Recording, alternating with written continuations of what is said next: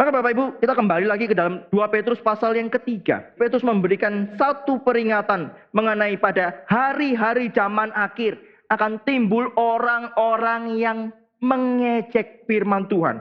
Orang-orang yang tidak takut kepada Tuhan. Orang-orang yang menertawakan nubuatan tentang kedatangan Kristus yang kedua kali itu. Bapak Ibu, ketika kita membaca di dalam ayat yang ketiga ini, hari-hari zaman akhir, bedakan dengan akhir zaman.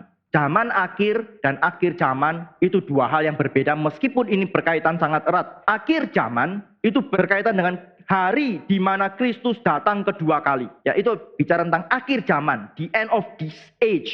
Ya, bagaimana zaman ini itu akan berakhir karena Kristus sudah datang kedua kali dan kemudian kita akan masuk di dalam zaman yang baru. Kita akan masuk di dalam zaman yang baru. Itu bicara akhir zaman ketika Kristus datang kedua kali. Tapi zaman akhir itu berbicara mengenai satu rentang waktu antara kedatangan Kristus pertama dan kedatangan Kristus yang kedua. Ini disebut sebagai zaman akhir. Maka ketika Petrus mengatakan pada hari-hari zaman akhir, kapan mulainya?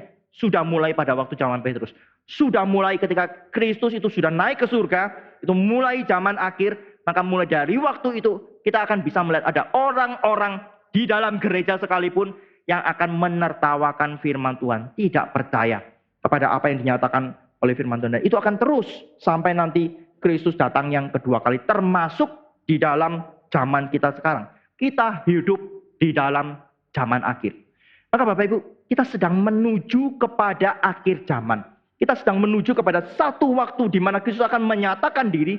Dan kali ini dia akan menyatakan diri di dalam seluruh kemuliaannya. Dan ketika dia menyatakan diri dengan seluruh kemuliaan, Bapak Ibu tahu. Dari seluruh Alkitab, dari seluruh perjanjian lama sampai ke perjanjian baru. Tidak ada satu orang yang tahan untuk melihat kemuliaan Allah. Kalau Allah tidak memberikan belas kasihan, kalau Allah tidak memberikan anugerah, orang yang melihat kemuliaan Allah pasti binasa, pasti mati. Saulus cuma melihat terang Tuhan, belum seluruh kemuliaan. Dia harus jatuh dari kudanya dan matanya harus buta selama 3 hari. Bayangkan kalau Kristus datang dengan seluruh kemuliaannya, siapa yang akan dapat tahan? Maka Bapak Ibu, kecuali orang itu mendapat anugerah dari Tuhan, maka orang itu pasti binasa. Kalau kita tidak mendapat anugerah dari Tuhan dan kemudian Kristus datang menyatakan kemuliaannya, itu akan menjadi hari penghakiman karena semua orang yang di luar anugerah pasti binasa. Hanya orang-orang yang di dalam anugerah Tuhan itu yang akan tetap selamat. Dan kemudian akan terjadi kebangkitan. Orang-orang yang sudah mati akan dibangkitkan. Orang yang percaya sungguh-sungguh memiliki iman yang benar, iman yang murni kepada Kristus,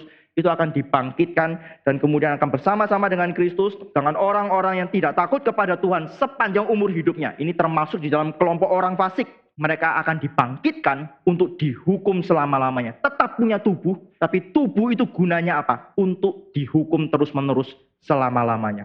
Maka Bapak Ibu perhatikan, setelah Petrus berbicara tentang guru-guru palsu yang dapat menyesatkan jemaat, Petrus juga memberikan peringatan tentang jemaat di antara kamu sendiri. Akan ada orang-orang yang cara hidupnya itu menuruti hawa nafsunya, tidak takut kepada hukum, dan mereka sangat menghina firman Tuhan. Perhatikan mereka. Dan kita harus berjaga-jaga. Karena Bapak Ibu, orang yang dekat dengan kita, kalau orang itu tidak takut kepada Tuhan, dan kita berrelasi dekat dengan dia, sangat mungkin kita akan terpengaruh oleh hidupnya. Kita akan dibawa oleh dia. Maka Bapak Ibu, biarlah kita boleh berjaga-jaga, kita boleh berhati-hati. Saya tidak mengatakan Bapak Ibu kemudian curiga satu sama lain, gitu, lihat kiri kanan, gitu, ini orang takut sama Tuhan atau enggak. Bukan seperti itu. Tapi mari kita saling mendorong. Kita pertama periksa diri kita sendiri. Apakah saya orang yang sungguh-sungguh takut kepada Tuhan? Dan kemudian mari kita perhatikan orang-orang terdekat kita. Pasangan kita, anak-anak kita. Apakah mereka juga adalah orang yang takut kepada Tuhan? Atau sebenarnya mereka cuma punya pengakuan di mulut saja, tapi hidupnya tidak diubahkan oleh Tuhan? Kalau demikian, berdoalah bagi mereka. Beritakan Injil, bacakan firman Tuhan, beritakan kebenaran kepada mereka untuk mereka boleh bertobat. Kiranya Tuhan memberikan anugerah di dalam hidup mereka. Itu harus kita lakukan. Kemudian kita harus menjaga diri kita dari pergaulan yang buruk. Jangan sampai